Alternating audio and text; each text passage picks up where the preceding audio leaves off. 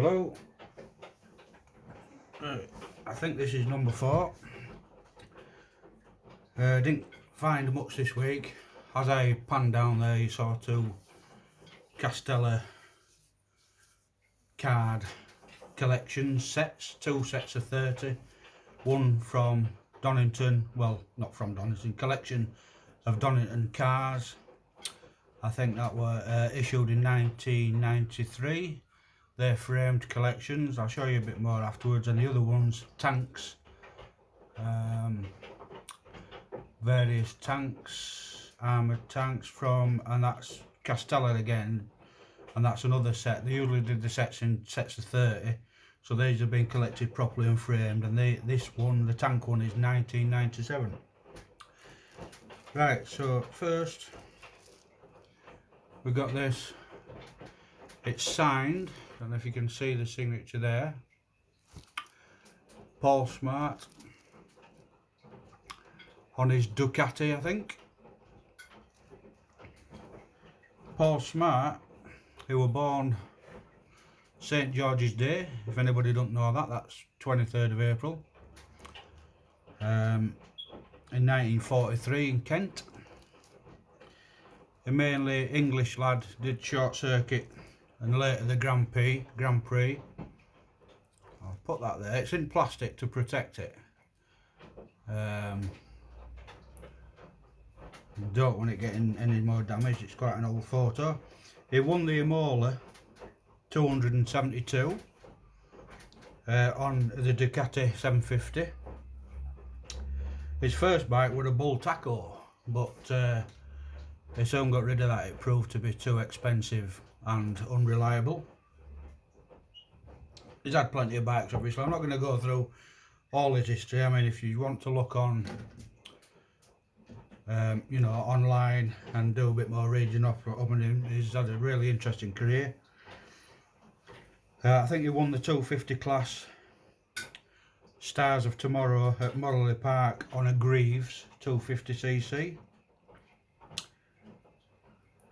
He come second place at the TT on a Norton in 1967 on a 750cc, and in 1978 he decided to hang up his leathers. And I think he formed a few motorcycle businesses to keep his hand in and keep his interest, obviously interested in bikes, whether he's riding or not. In 2006, Ducati produced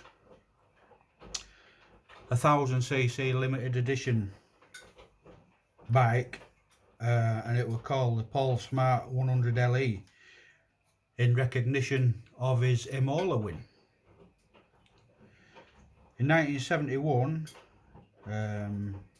going back a few years, he married Barry Sheen's sister, Maggie. Didn't know that. There you go. So that's I think that's him on his Ducati. He signed that. I didn't get his signature, but it's a signed photo I picked up. Great pictures. Got his head behind the bubble of the screen for the aerodynamics. Number 7, same number as Barry Sheen actually, isn't it?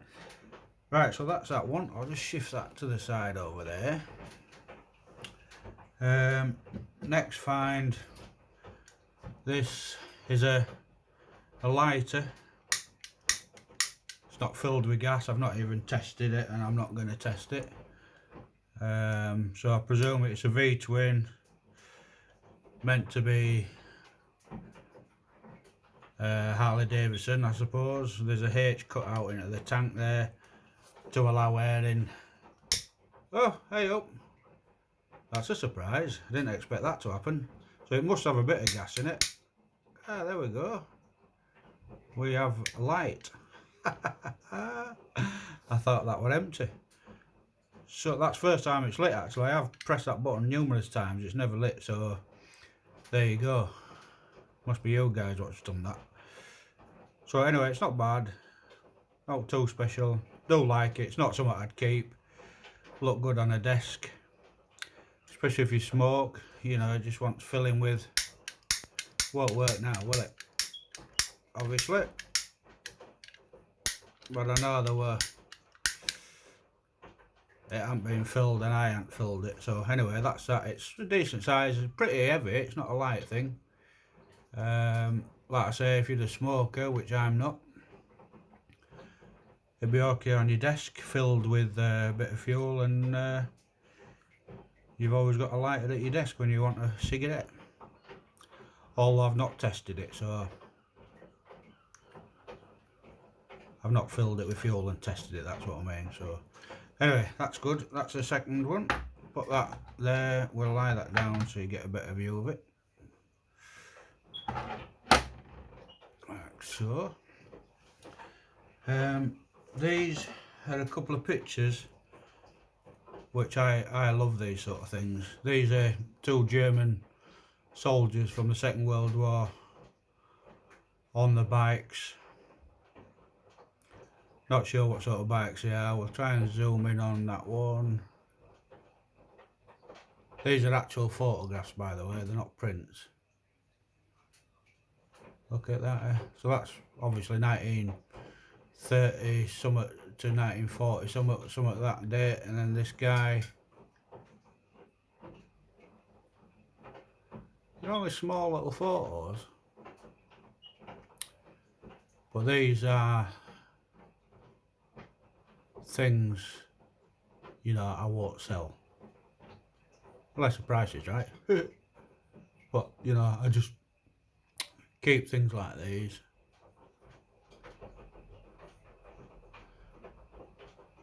You know, who are they? What bike are they on? It's one of them things where they're just great photos. I've got that in a plastic wallet with them two, and then on the other side, quite a contrast, a guy, not sure where this chap is, I think he's on a Triumph.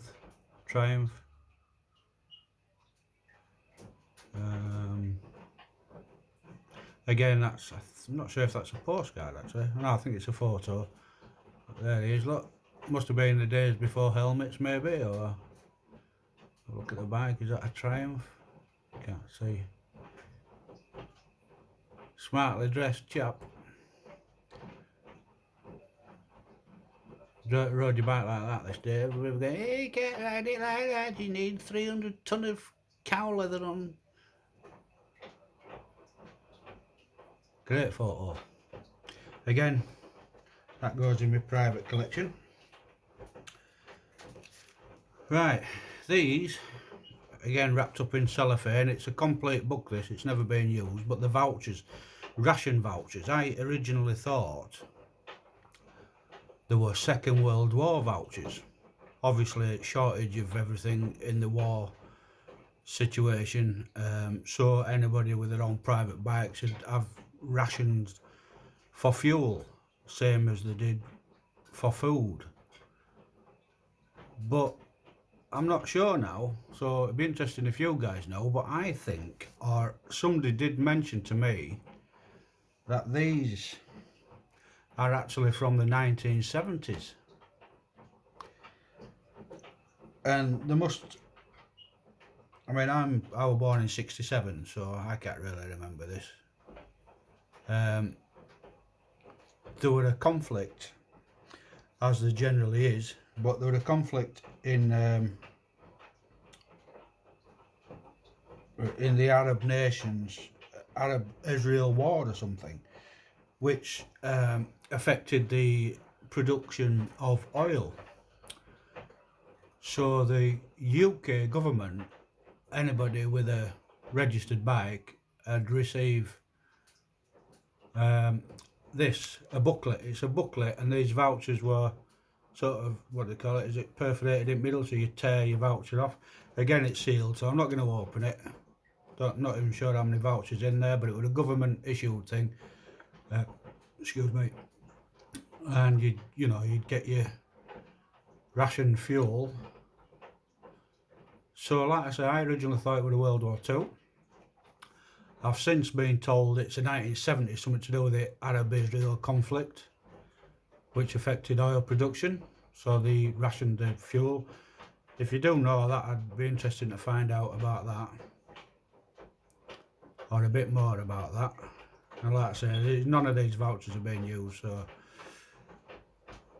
so again, that's one, unless somebody's really more interested in it than me and wants to buy it. Other than that, I won't sell it. It'd have to go to the right hands. Same with everything. Right, so that's that one. Very good.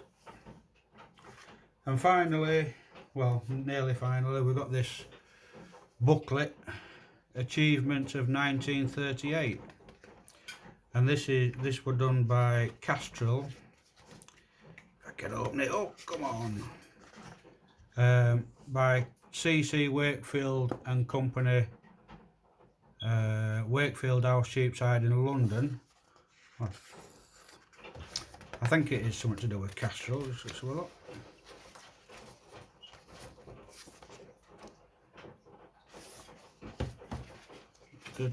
Oh yeah, just on back page there, Castrol.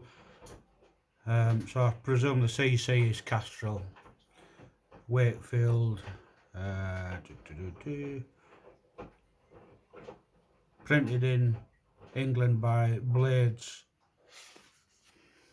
It says achievements of 1938, but that could be, they could have made this book in 1976.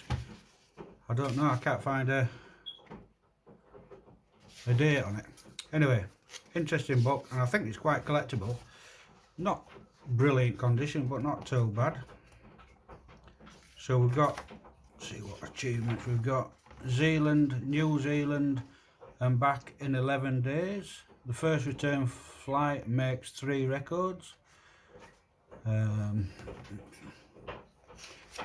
We've got Broadbent does it again, clips nearly 14 hours off Australia, England solo record.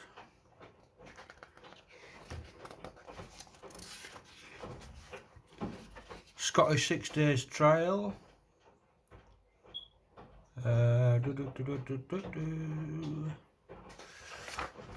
Interesting reads. Sensational CCTT won at record speed on a Norton, averages 89.11 miles per hour. That were in 1938. Bit of going some is that when you consider sort of leathers and stuff that are wore wouldn't have been up to today's standards, and coming off at that sort of speed it'll hurt, especially in Isle of Man without furniture. Fastest ever King's Cup air race, won at 236 miles an hour. Britain's fastest train reaches 125 miles per hour. Spectacular victory in Donington Senior Grand Prix on a Norton again. It wins at 70.36 miles an hour. Vauxhall 10 demonstrates amazing oil economy under RSC observation. 356 miles per hour on land. That's look at that thing. It looks like a cockroach or something. Great for aerodynamics. Faster and yet faster. That must be the thing he did it on. Look at that, like a bullet. So I think that's going on, still on about the same land speed. Morris 8 engine, develops 13% more power. The world's fastest boat breaks record. Oh, that's Campbell, Malcolm Campbell. I don't know if he did that in Britain, didn't he? On what was that, Lake? Oh, maybe not, Lake Geneva, I don't know. On the Bluebird. There you go. So that's an interesting book. Again, collectible thing for me. So, but again, if anybody wants to buy it and they're interested genuinely, just have a quick look at these before we go. These are both framed.